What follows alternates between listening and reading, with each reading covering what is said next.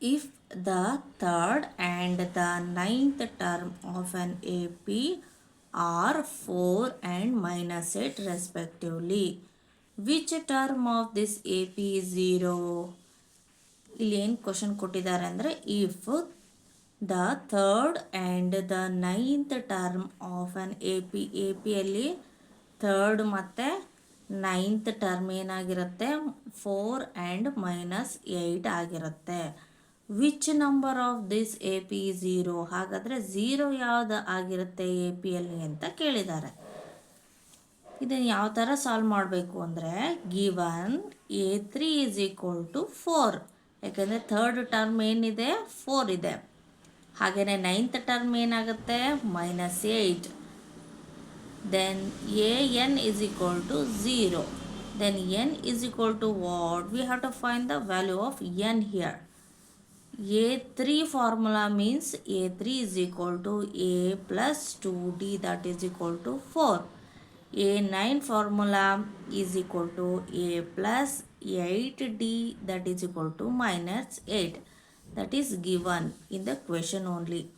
From the equation 1 and 2, we have to subtract 1 and 2. Okay, A plus 2D, that is equal to 4. A plus 8D, that is equal to minus 8. Here we have to make subtraction. Then plus A minus A becomes cancel. Plus 2D minus 8D, that is equal to minus 6D. Here 4 plus 8, that becomes plus 12. 6D is equal to 12.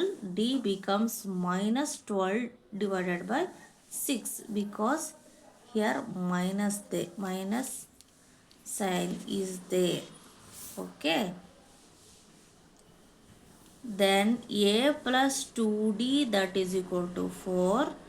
A minus 2 into 2. Here value is equal to 2, because 6 ones are 6 twos are. Then A minus 4, that is equal to 4.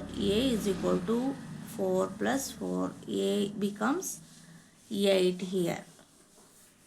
An is equal to A plus n minus 1 into D. 8 plus n minus 1 into minus 2.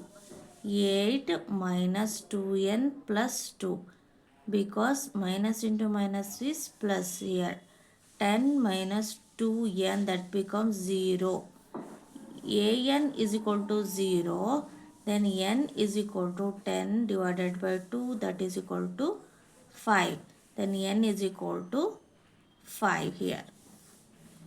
Finally, the fifth term of this AP is 0. ಇಲ್ಲಿ ಏನು ಗೊತ್ತಾ, question ಏನು ಕೊಟ್ಟಿದ್ದಾರೆ, if the third and the ninth term of A P is 4 and minus 8 ಇದೆ. ಹಾಗಾದರೆ A3 ಏನಾಗುತ್ತೆ ನಮಗೆ 4 ಆಗುತ್ತೆ, A9 minus 8 ಆಗುತ್ತೆ, An 0 ಅಂತ ಕೊಟ್ಬಿಟ್ಟಿದ್ದಾರೆ. ಹಾಗಾಗಿ ಎನ್ನನ್ನು ನಾವು ಕಂಡುಹಿಡಿಬೇಕಾಗತ್ತೆ. ಇವಾಗ A3 ಮತ್ತು A9 ಫಾರ್ಮುಲಾ ಬರ್ಕೋಬೇಕು. ಏನಿದೆ A3 formula A plus 2D minus 4 ಇದೆ, ಅವ್ರು ಕೊಟ್ಬಿಟ್ಟಿದ್ದಾರೆ. A9ಗೆ A plus 8D minus 8 ಅವ್ರು ಕೊಟ್ಬಿಟ್ಟಿದ್ದಾರೆ. ಹಾಗಾಗಿ ಇದು ಈಕ್ವೇಷನ್ನ ನಾವು ಬರ್ಕೊಳ್ಬೇಕು. ಈ ಈಕ್ವೇಷನ್ನ ನಾವು ಸಬ್ಟ್ರ್ಯಾಕ್ಟ್ ಮಾಡಬೇಕು. ಆವಾಗ ಪ್ಲಸ್ ಎ ಮತ್ತು ಮೈನಸ್ ಎ ಏನಾಗುತ್ತೆ ಕ್ಯಾನ್ಸಲ್ ಆಗುತ್ತೆ. ಪ್ಲಸ್ 2D ಮೈನಸ್ 8D ಏನಾಗುತ್ತೆ ಮೈನಸ್ 6D ಆಗುತ್ತೆ. ಯಾಕಂದರೆ ದೊಡ್ಡ ಹಿಂದೆ ಸಂಖ್ಯೆ ಇರುವಂಥದ್ದು ಮೈನಸ್ ಇದೆ, ಹಾಗಾಗಿ ಮೈನಸ್ ಬರ್ಕೋಬೇಕು. 6D ಆಗುತ್ತೆ. ಪ್ಲಸ್ 4 8 ಪ್ಲಸ್ 8 12 ಆಗುತ್ತೆ. ಆವಾಗ ಡಿ ವ್ಯಾಲ್ಯೂ ಏನಾಗುತ್ತೆ 2 ಆಗುತ್ತೆ, ಮೈನಸ್ 2 ಆಗುತ್ತೆ. ಯಾಕೆ ಅಂತಂದರೆ ನಮಗಿಲ್ಲಿ ಮೈನಸ್ ಸೈನ್ ಇರೋದ್ರಿಂದ ಮೈನಸ್ 12 ಡಿವೈಡೆಡ್ ಬೈ 6 ಆಗುತ್ತೆ. ಮೈನಸ್ 12 ಅಲ್ಲ, ಅದು 6ಗೆ ಮೈನಸ್ ಬರುತ್ತೆ. ಇಲ್ಲಿ ಮೈನಸ್ ಬರಿತೀನಿ, ಅವಾಗ ಅರ್ಥ ಆಗುತ್ತೆ. Next A is equal to 2 into D. ಇಲ್ಲಿ ಏನಾಗುತ್ತೆ, ಇಲ್ಲಿ ಮೈನಸ್ ಇರೋದನ್ನು ಮೈನಸ್ 2D ಆಗುತ್ತೆ. ಇಲ್ಲಿ ಮೈನಸ್ ಡೈರೆಕ್ಟಾಗೆ ಬರ್ತಿದ್ದೀನಿ. A minus 4, that is equal to 4. D is equal to ಏನಂಗೆ ನಮಗೆ ಬರುತ್ತೆ ಅಂದರೆ -2. ಓಕೆ, ಆವಾಗ ಏನಾಗುತ್ತೆ, ಸಬ್ಸ್ಟಿಟ್ಯೂಟ್ ಮಾಡಿದಾಗ ಎ ಇಸ್ ಈಕ್ವಲ್ ಟು 8 ಬರುತ್ತೆ. ಎ ಎನ್ ಕಂಡುಹಿಡಿಬೇಕಲ್ವಾ. ಎ ಎನ್ ನಮಗೆ ಕೊಟ್ಬಿಟ್ಟಿದ್ದಾರೆ, ಏನು 0 ಕೊಟ್ಟಿದ್ದಾರೆ. ಹಾಗಾಗಿ ಇಲ್ಲಿ 0 ಬರ್ಕೊಬೇಕು. A N is equal to 8 plus N minus 1 into -2. -2 ಅಂದರೆ ಡಿ ವ್ಯಾಲ್ಯೂ. ಅದನ್ನು ಸಬ್ಸ್ಟಿಟ್ಯೂಟ್ ಮಾಡಿದರೆ, ಸಿಂಪ್ಲಿಫೈ ಮಾಡಿದರೆ A N is equal to 0 ಆಗುತ್ತೆ. ಎನ್ ಇಸ್ ಈಕ್ವಲ್ ಟು 10/2 5 ಆಗುತ್ತೆ. ಓಕೆ, ಫೈನಲಿ ಫಿಫ್ತ್ ಟರ್ಮ್ ಏನಾಗುತ್ತೆ, ಎ ಪಿ ಇಸ್ 0 ಆಗುತ್ತೆ. ಓಕೆ.